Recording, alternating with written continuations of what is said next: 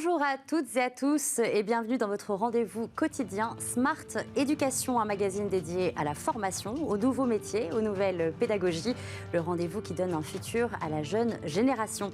Ce matin, je vous propose un éclairage sur un projet original d'éducation musicale. Pendant 3 ans, quelques 120 élèves en zone d'éducation prioritaire à La Courneuve et dans le 19e arrondissement de Paris ont bénéficié d'une pratique intensive du chant choral, mais également d'ateliers de musicothérapie et de pédagogie de la voix.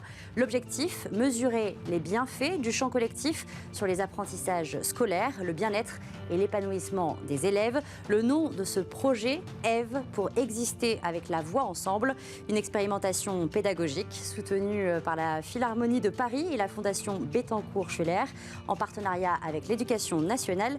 Bonjour Marie-Hélène Serra. Bonjour. Vous êtes directrice éducation et ressources à la Philharmonie de Paris.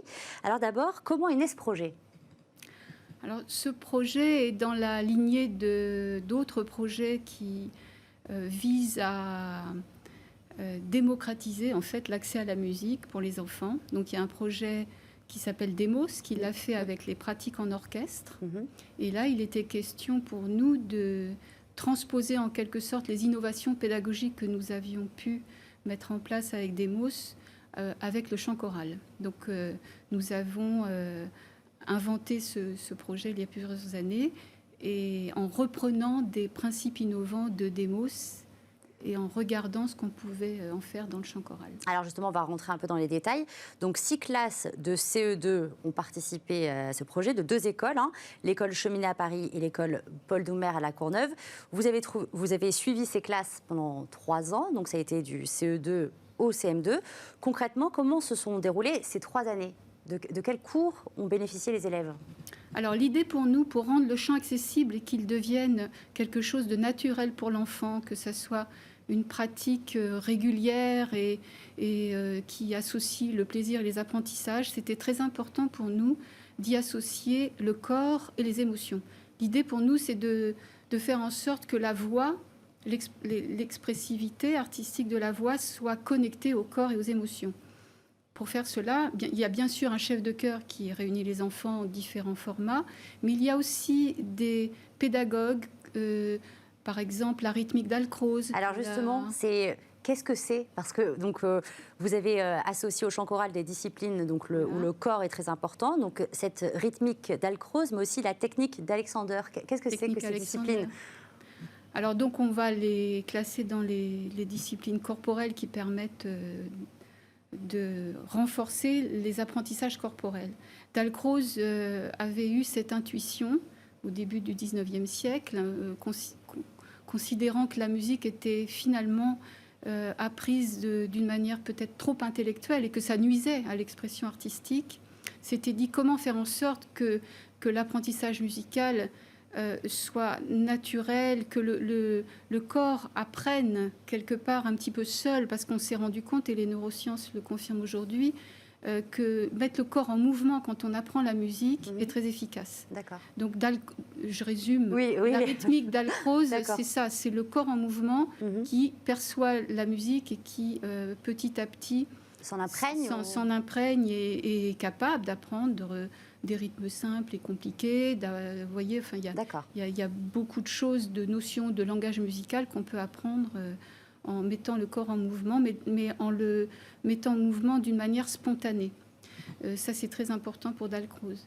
Donc ça, c'est une méthode intéressante quand on veut amener les enfants à la musique, mais sans passer par le prérequis de la lecture de partition, par exemple. Vous voyez, le côté strict un peu de la musique. Oui, et puis plus intellectuel aussi. Oui, c'est vrai. Voilà.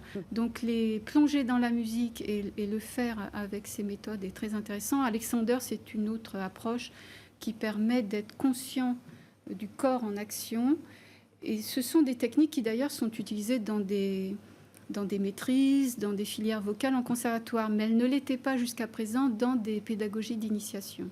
Et les enfants ont également bénéficié de séances de musicothérapie. Expliquez-nous. Alors, on n'est pas dans un cadre thérapeutique, bien entendu, nous sommes à l'école, mais c'est l'approche du musicothérapeute qui est intéressante pour que l'enfant découvre le monde émotionnel qui est en lui, apprenne à nommer les émotions et à les mobiliser quand on va devoir les exprimer avec le chant. Donc c'est très important de travailler cette question de l'émotion et le musicothérapeute sait faire ça. Ce projet a fait appel à de nombreux acteurs du monde de la musique, notamment chef de chœur, intervenant rythmique d'Alcroze et technique Alexander, musicothérapeute, pianiste accompagnateur. Comment ces différents acteurs ont-ils été accompagnés? Alors, vous n'avez pas de formation peut-être quand même avec... Alors ils sont très formés dans leur discipline. L'enjeu, c'est l'interdisciplinarité. Donc ils sont très accompagnés par la Philharmonie de Paris. Pour beaucoup de types de réunions, de séminaires, de formations, etc., de façon à ce qu'ils construisent ensemble la pédagogie. Et ça permet aussi d'avoir un cadre éducatif très cohérent pour l'enfant, puisque les adultes autour de l'enfant sont alignés sur les mêmes objectifs, travaillent ensemble, etc. Et comment ce projet a été accueilli par les enfants, justement ? Alors les enfants... Est-ce qu'ils étaient timides? Est-ce qu'ils avaient peur au début? Il y a toujours des enfants qui ne savent pas très bien faire avec leur voix et qui peuvent être intimidés. Et ça vient petit à petit. Mais justement, en passant par le corps, on accélère, je pense, la mise en route. Les enfants ont plébiscité le projet sur les 3 ans.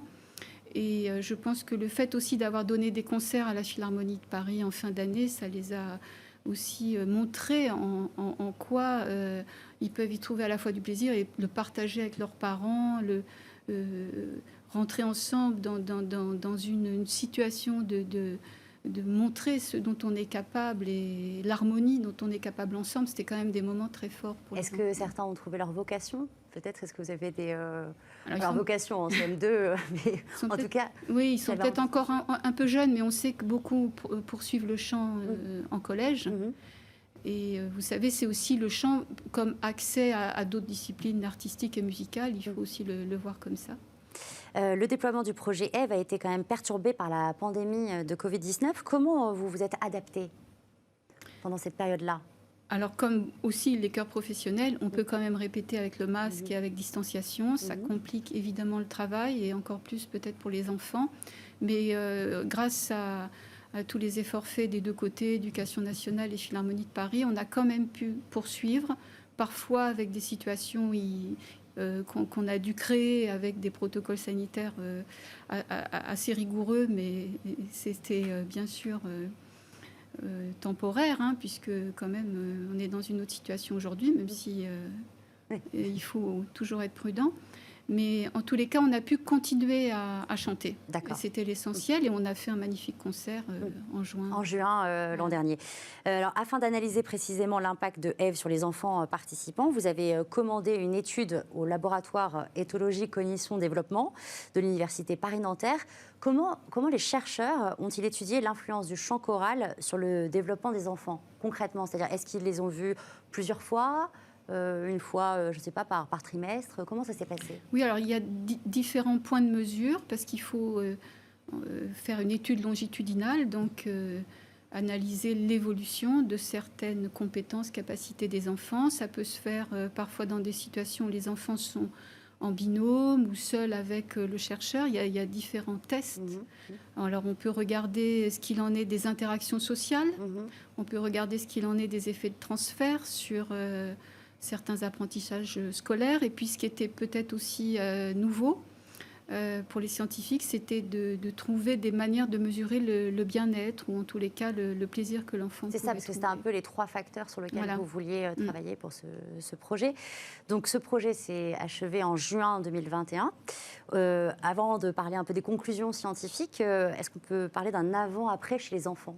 Est-ce qu'on a constaté un bien-être, enfin les enfants un peu mieux qu'il y a 3 ans auparavant?